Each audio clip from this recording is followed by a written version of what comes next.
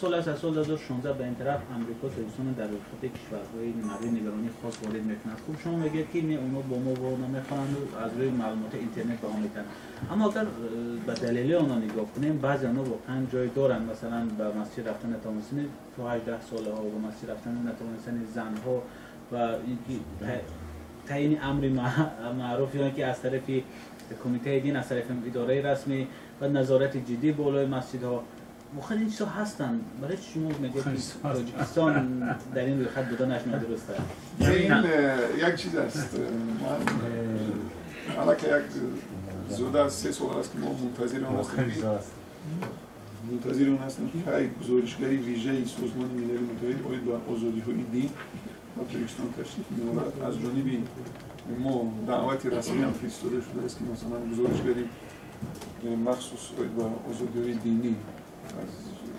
که در نزد سازمان ملل متحد است و تاجیکستان تشریف بیاورد. اما آن چیزهایی که شما درج کردید، مثلا نرفتن زنها و مسجد، می‌بینید که مثلا نظارت شدید از بالای مسجد.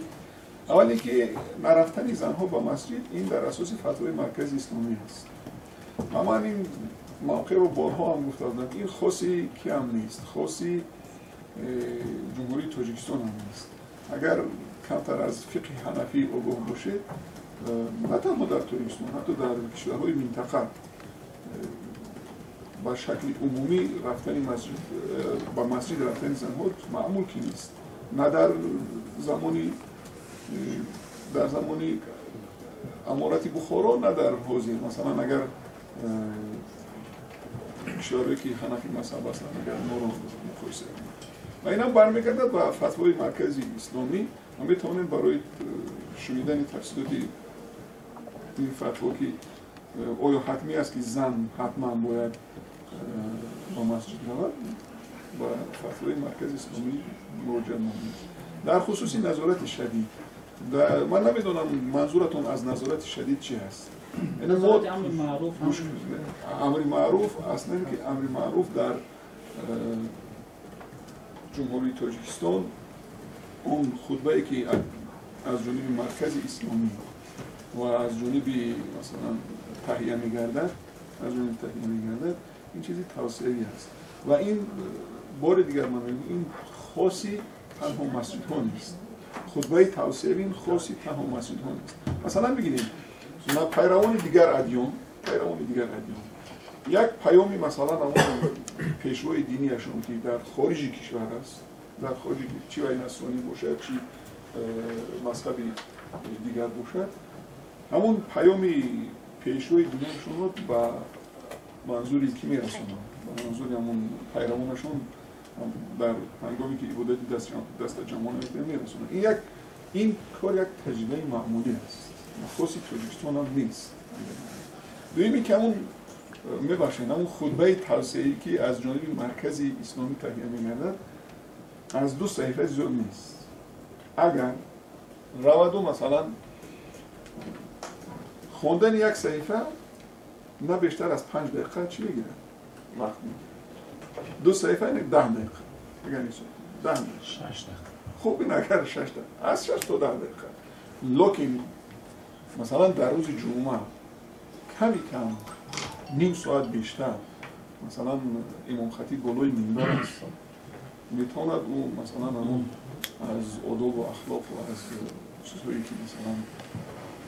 وابسته به همون نیاز مردمی اینجا اومده است سخنرانی نماید و با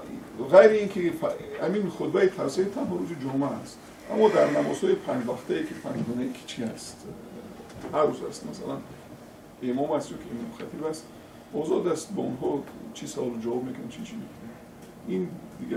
دیگر طرف مسئله است. و منظورتون از نظارت شدید چی است؟ یعنی فعالیت کمیته دین این هماهنگسازی مثلا فعالیت تشکیلات‌های دینی چی است؟ با در رعایت قانون جمهوری تاجیکستان با آزادی وجدان است. یعنی دور نمیریم برای مثال مثلا 2 حادثه مدهشی که همین چیشه سوختن دو تا مسجد از چی شید؟ از سهلنگاری خودیمون دین خودی همون پیرامون شده هستن. از در همین بیماری در همین سردی های شدید از بگاه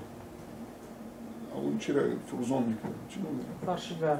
گرم یا چی رو گرم میکنه که سحر آمده در جای گرمش که نماز خونه مسجد به نظارت میگذارن چی شید؟ آورده با سوختار باید هست هر دو حدیثه که هست از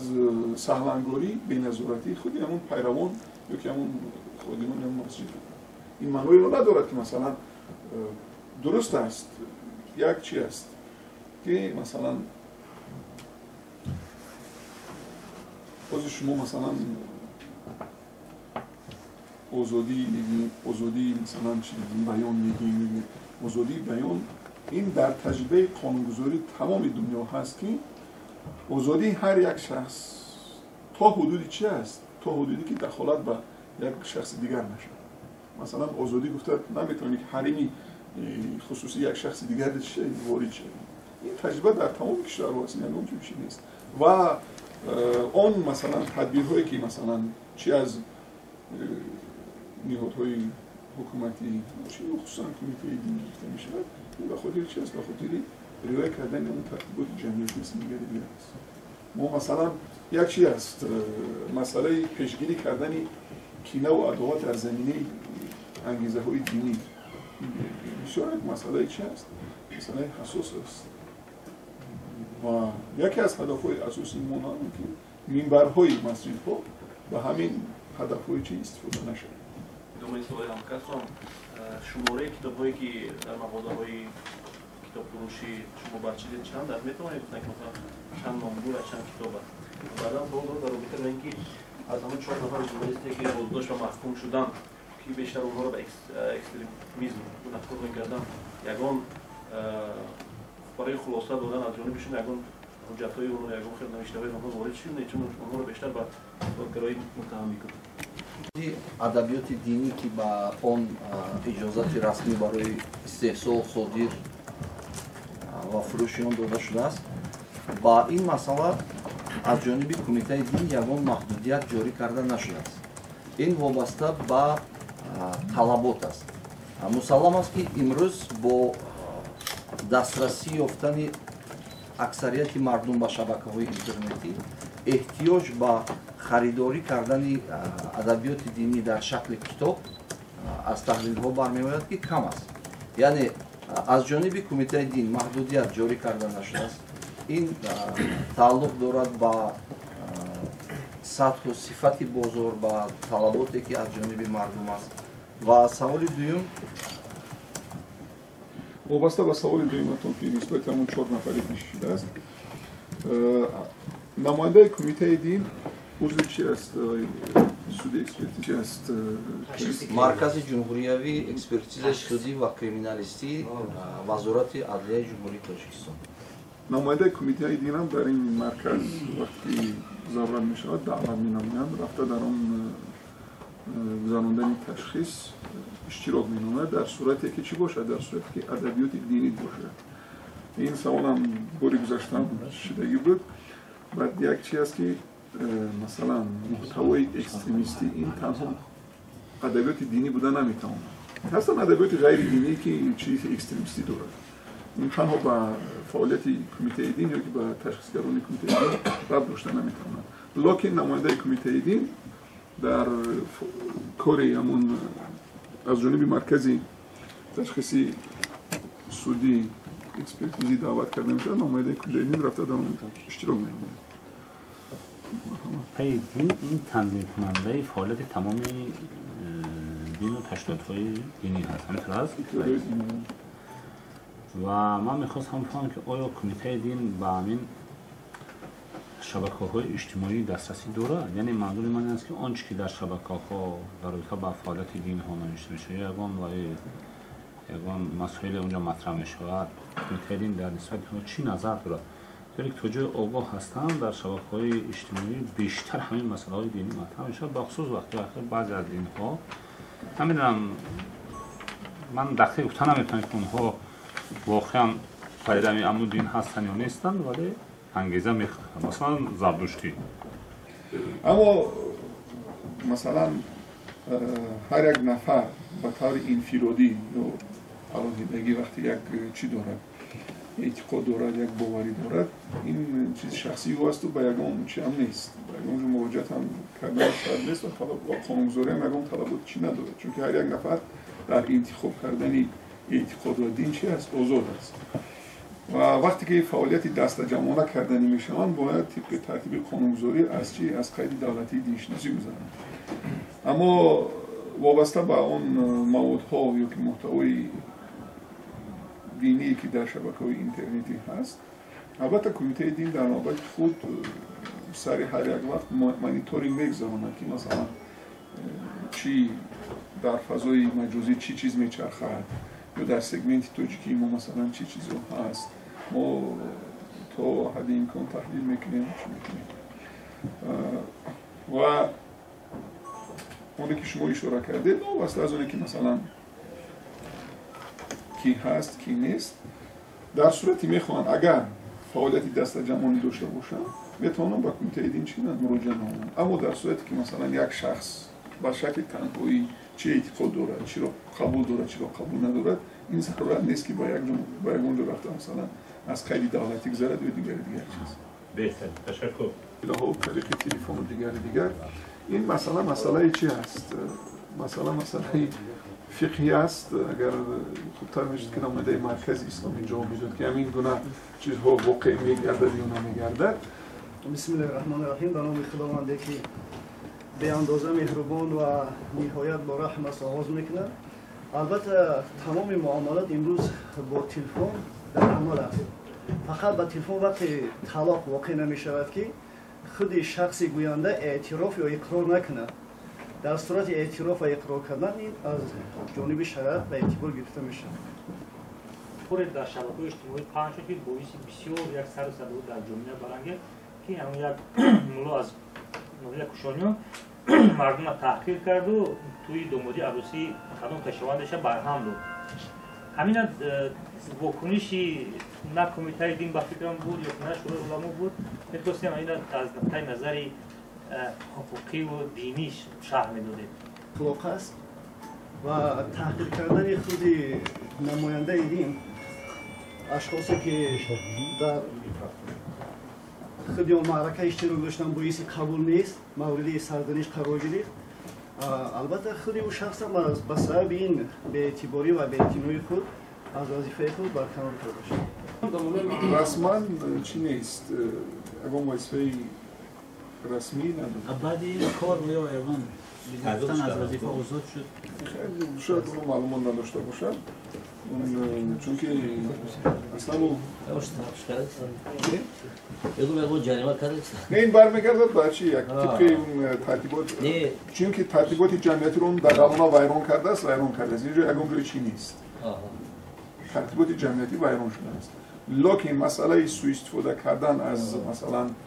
خودگی یا که از نبودن که منبر مسجد رو استفاده کرده است این دیگر طرف مسئله است او شماست خیلی گفت است که امی کار نکنم خیلی بچه کم خیلی خود کلام کرد جامعه شکل الکترونیک پخش میکند بسیار محتوای خوب دارد ما پیگیری میکنیم و در برابر این در همکاری با شریکان خارجی نوارها هم تهیه میکنید ما اینا هم میدونیم یکی خودی کمیته بدون مثلا یاردم یگان نهاد مثلا آینده میتواند در برابر این قدر نوارهای مثلا افراطی و غیر اخلاقی یگان چیزی بسیار نرم و با تحملی مثلا صرف دولتی و رسمی پیشنهاد کند چون که جناب والی در پیامشون در پیام نوبتی مخصوص به مسئله حکومت الکترونیک توجه کردند و حتی ایراد گرفتن که صفت اینترنت بسیار پس از بلند کنید مردم بسیار چیز از اینترنت میکنند این در سطح بالا مطرح شد یعنی که در با سوال هم پیدا میشه که در روی خط 50 وزارت و اداره و کمیته هایی که به حکومت الکترونیک پیوستند آیا کمیته دین هم هست و در این رابطه چی دور نموده البته ما در دایره امکانیتمون با مرکزهای ایجادی چون تهیه نمودن این چیز بدوی این تنها کاری کمیته دین بوده نمیتونه چون چی است مرکزهای ایجادی در کارستان یک چیزی دقت جلب کننده تهیه کردن شد البته ما به فکر داریم در اندیشش هستیم وابسته به حکومت پیوست شوی به حکومت الکترونی البته ما علاقه مرحله به مرحله به این شکل گذاشته ایستادیم. علاقه مثلا گردشی حجت ها که مثلا گرفتن مراجعت ها دیگر در شکل چی هم داریم، در شکل الکترونی داریم و کوشش میکنیم که تو چطوری که شما خواهید کردید که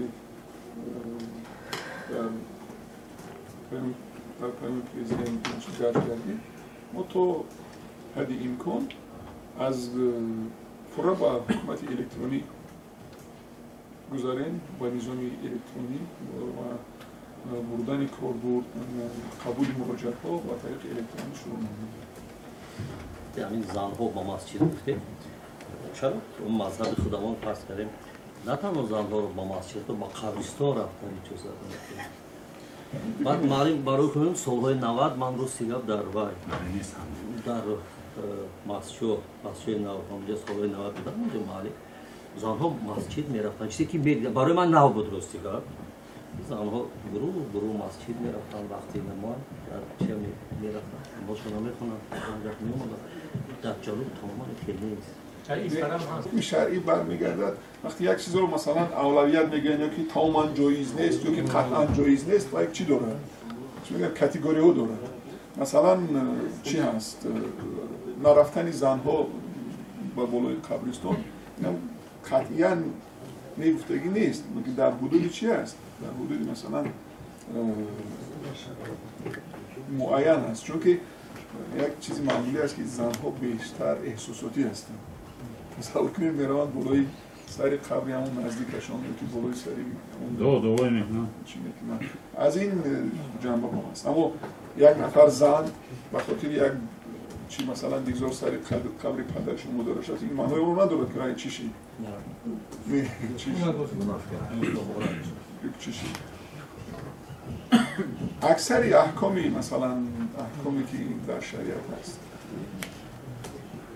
نسبی هست، یعنی وابسته به حالت، وابسته به وضعیت، وابسته به مثلا همون ظرفیتی که هست و این هست و این میتونه تحصیلاتش رو از مرکز اسلامی وابسته به اراده خودی هم مثلا ببینید گذر مثلا در تقریبات این گفته‌ها ما یک متاسفانه یک مشکلی هم داریم که مثلا همین مراجعت نمودن با هر گونه همین فولبین و این که مثلا چی هستن همون فولبین ها هستن یا که جوگیو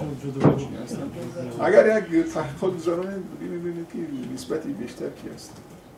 و اونها هم از همون زودباوری زنها استفاده میکنن، از نداشتن مثلا جهانبینی وسیع زنها سوء استفاده میکنن. یک چیزی چی هست؟ چیزی معمولی است و طبیعت خود انسان همین است که میخواهد که همه گونه مشکلش زود حل شود. چه مشکلی چی باشد؟ مشکلی اجتماعی باشد یا مشکلی پولی باشد یا مشکلی چی باشد میخواهد چی شود؟ زود حل شود. و وقتی که میروند همون فولبین یا اینکه مثلا همون ساحل یا جلوگر چی پیش نمیکنه راه حلی از همه کوتاه و نزدیک اینو باور میکنن. مثل شوهی ها با خدا صحبت کرده دو زنک در برش داگی بایاش راست کرده درست کرده سوال هست؟ با همین حالت ها شورای علما یا کمیته دین باید فوراً باید بکنیش کند، مردم باید اون رو بفهمند. بحث زیاد میشه آدم از بکنیش نیست. این اصلا درست است که مثلا مرکز اسلامی باید مثلا چی بکنیش نیست. کمیته دین همچون نهاد دولتی من باز میگم ما مسئول رعایت قانون جمهوری تاجیکستان درباره آزادی وجدان هستیم. یکی از سمت‌های اساسی فعالیت ببینید. مثلا میگن که وطندوسی از گوشه ایمان است که گپ هست مقصد وابسته به خدمت حربی رفتن جوانان از لحاظ دینی همین گونه یگان کارهای تبلیغاتی در بین کمیته گفتن میشود. واقعا عموما همه کاری که منفعتش با منفعتش به عموم برمیگردد نه تنها جوانان، باید همگان ما چی داشته باشیم؟ سهم داشته باشیم. چون که یک چی هست وقتی ما میگیم قرض شهروندی بگیم، همین قرض شهروندی با تعلیمات دین مبین اسلام یگان مخالفت نداره. چه خیلی مثلا وقتی میبینی یک مثالی عادی، وقتی میبینی مثلا یک جا چی هست یگان پلیسه فوق‌العاده یا طبیعی است یا چی، این از روی هم قرض شهروندی هست، هم از روی قرض ایمانداری هست که باید همون در پیشگیری همون حادثه چی نیست هم میزود و مسئله خدمت وطن، مسئله